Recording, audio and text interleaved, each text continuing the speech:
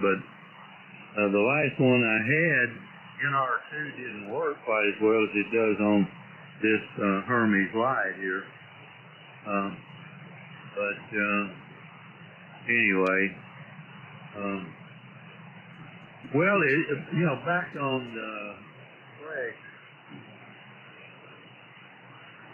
I don't know. I don't think. Well, let's put it this way. I don't think my criticism is ill-placed. I think they got issues they shouldn't have. For example, read this today already. Okay, Microsoft updated their software. Well, it broke Flex's software.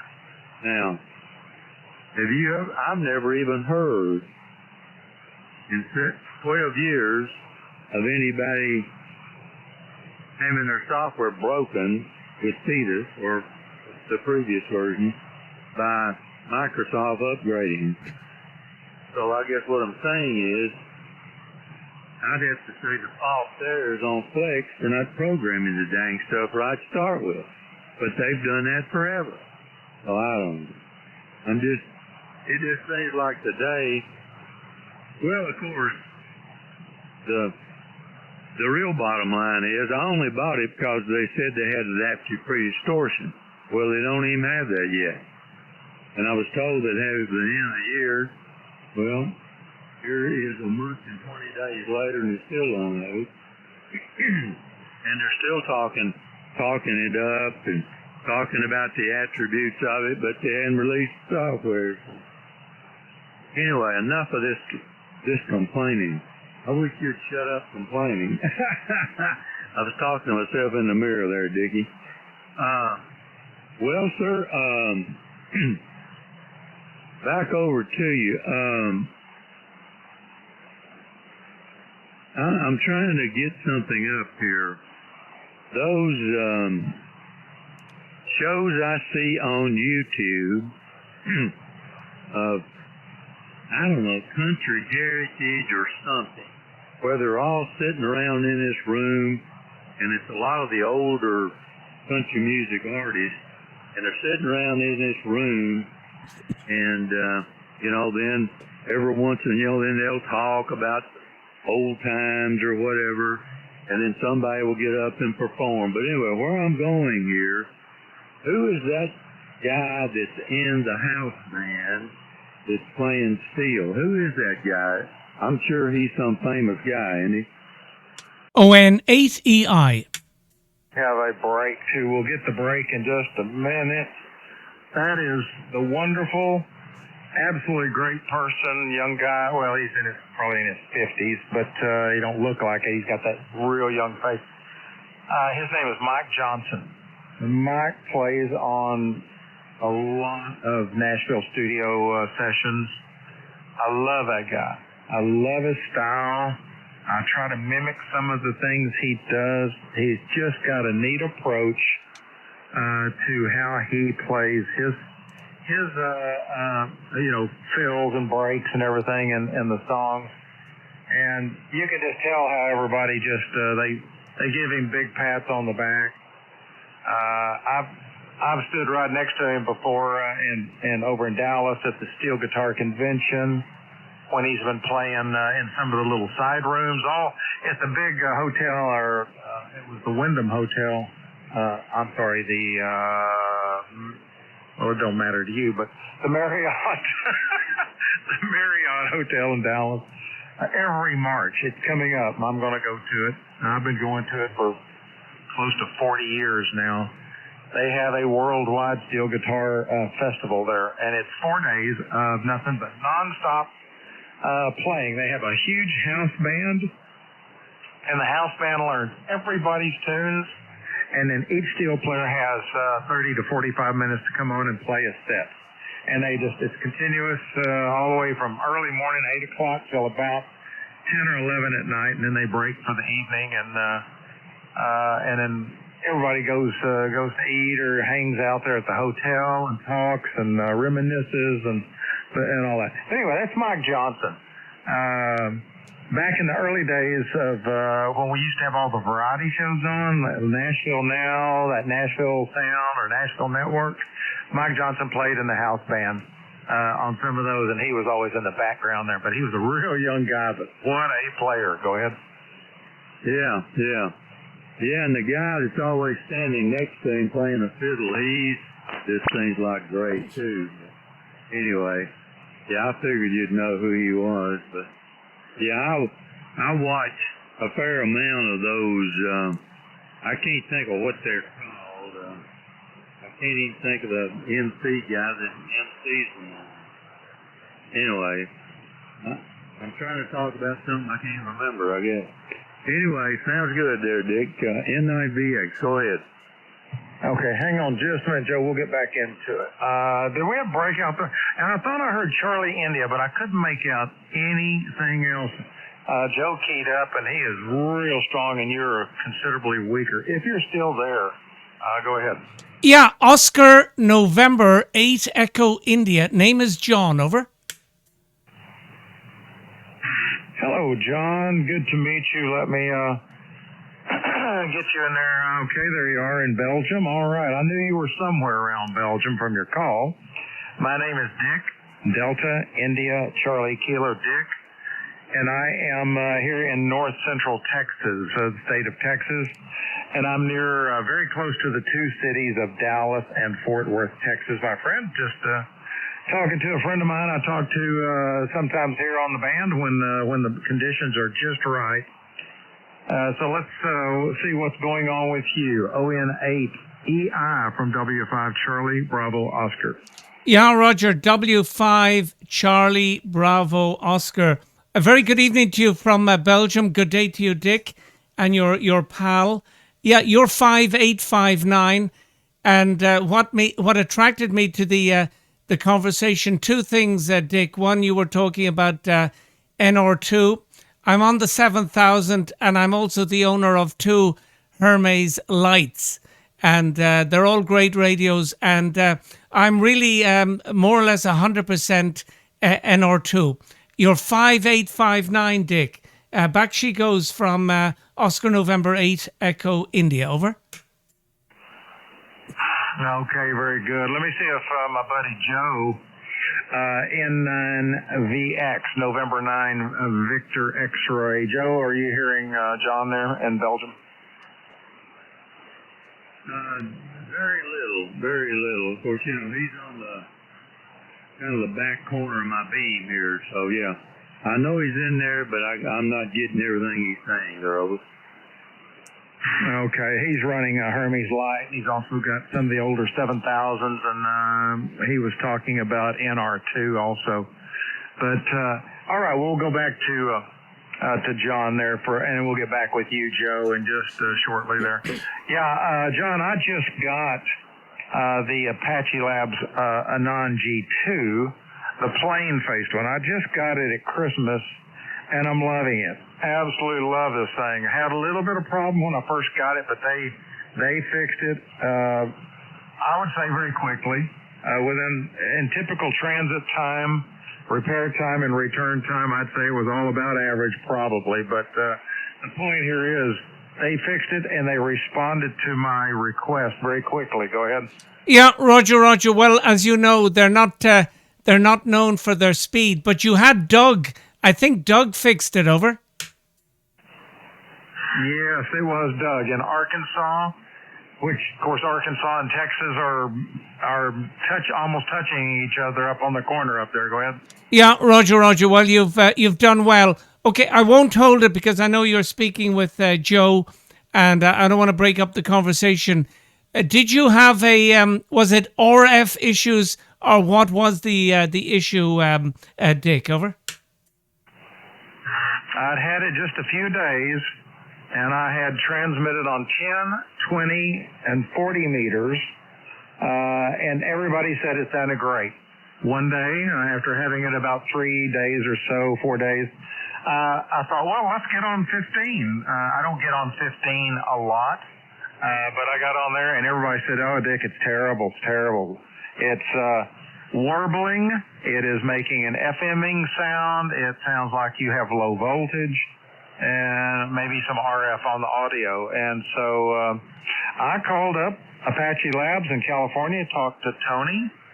Tony was very, very helpful. I can't say enough good about him. He returned any phone call quickly, responded quickly, and told me what to do to get the thing to Doug, and I did it, and Doug got it fixed and got it back, but it was doing all those things. Tony told me that because I asked, I said, so what was the problem?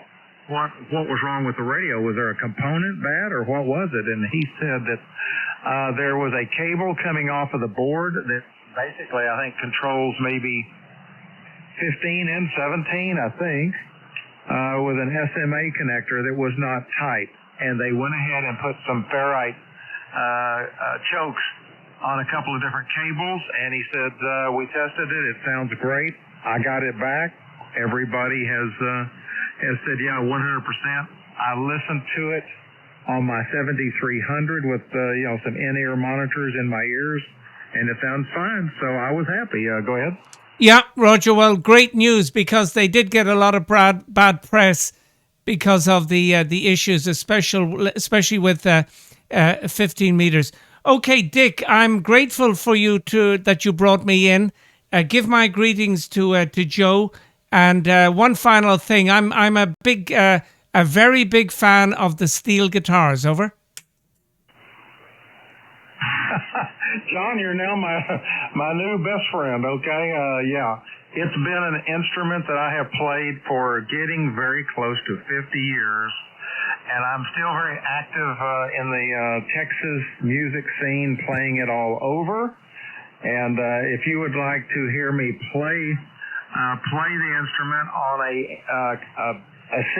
a cut from a studio cut, you can get on YouTube. And do you have a pen handy? Roger. If you would, just get on YouTube and look for Heartaches by the Numbers. Heartaches by the Numbers. And then put by Dickie, D-I-C-K-Y, Wood. Heartaches by the Numbers by Dickie Wood. And you'll see me sitting there. I didn't put that on there. Matter of fact, I did not do any of that. Somebody on the Steel Guitar Forum, which is a worldwide forum, heard my song, and they generated that picture from various pictures that they had found of me. They generated a little, avatar thing or whatever you call it there, and I was surprised. I was surprised when I saw it. Somebody was very thoughtful to generate that whole YouTube video there. Go ahead. Yeah, Roger. Well, when I clear down with you in one moment, that's the first thing that I'm going to do. And I do know that song. Over.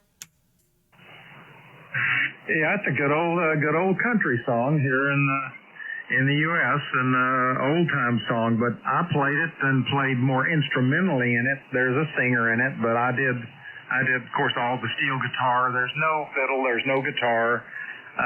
It's just me. It's all me. All right, so give that a listen, and I think you'll enjoy it, okay? Yeah, Roger, and I'll send you an email to say that I enjoyed it. Okay, greetings to you. As I said, obliged that you brought me in, and give my greetings to Joe, and hopefully he hasn't lost interest, HI, and tell him good luck with his Hermes Light. Whiskey 5 Charlie Bravo Oscar November 8 Echo India. Bye from Belgium, Dick. Over. All right, John. Have a wonderful evening there in Belgium. It's very cold here in Texas. We're going through a very, very deep cold spell here for the next day or two. The temperature right now, I think, is let me look here and see. Get it to come up. Take a look at it. Last night, I believe it was about a minus 13 Celsius. Right now, it is a minus 3 at the moment, and not going to go up much more than that. And then tonight it's going to drop back down to, I think, around minus 10 or something like that again. So we've got some really, really cold nights. And it's not getting above freezing at all right now, but it's very clear outside. There's clear skies. Sunny. You wouldn't think it's very cold out there, but when you open the door, it hits you right in the face. So with that, have a good evening, and we'll thanks for giving me a call, and we'll look for you down the log. ON8EI from W5 Charlie Bravo Oscar 73, John. Yeah, thank you, Dick, and thank you, Joe. Bye-bye. All right, John, and Joe. John says hi, and good luck with the Hermes and everything there. Let me hold on. I don't want to forget to save his call, Joe. Got to talking and wasn't even hitting any of the buttons. And John, by the way, if you're still listening, you're 5 and 8, 58. I didn't even give you a signal report. You're 58, and the antenna is pointed the wrong direction. My antenna is frozen. It will not turn. So I'm pointed east, and I should be pointed over the pole, and it's not that way there, John. So if you're still listening, there was some issues there. I would have loved to have been able to turn it more northbound. So, all right, we'll see it. All right, Joe, back to you. And Joe, I'm going to play. I turned on NR2. Let me make sure you're still with me. Joe, are you still with me? W5CBO. Oh yeah, I'm still here, Dick. N9VX. Go ahead. Okay. I'm just going to play. I see how well you can hear it. I started it with no noise reduction on when you were talking a moment ago, before I started talking with John, and I turned on NR2 and then turned it back off. The noise floor is really smooth today, so it's not like it really, shows it like it can really work. Real well, but let's see how much you notice it when I turn it off and then turn it back on. So here we go. I've read this today already. Okay, Microsoft updated their software. Well, it broke Flex's software. Now, have you ever? I never even heard in 12 years of anybody. Okay, so when you first was talking, it was on, and I turned it off. Do you hear the difference? Well, I think so.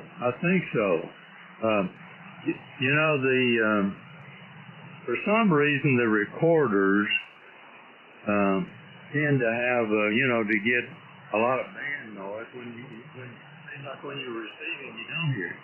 So I'm hearing some band noise, but at first I didn't. So I didn't know that NR2 would really affect recording there, over. I don't know either. Maybe it does. But I have played it for some others where it made a dramatic difference, and they noticed it. So I don't know. But again, today the noise floor it's extremely smooth. As a matter of fact, you and John were two of the strongest signals on the band right now. It seems like everybody's taking a nap or something right now. It's very quiet out there. Yeah. I don't even know if this recorder is set up right. I record myself. I'm going to hit this button.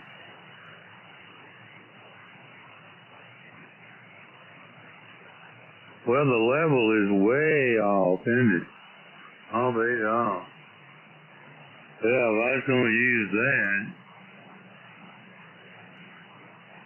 Okay, look at your master level. Do you see that there on your slider?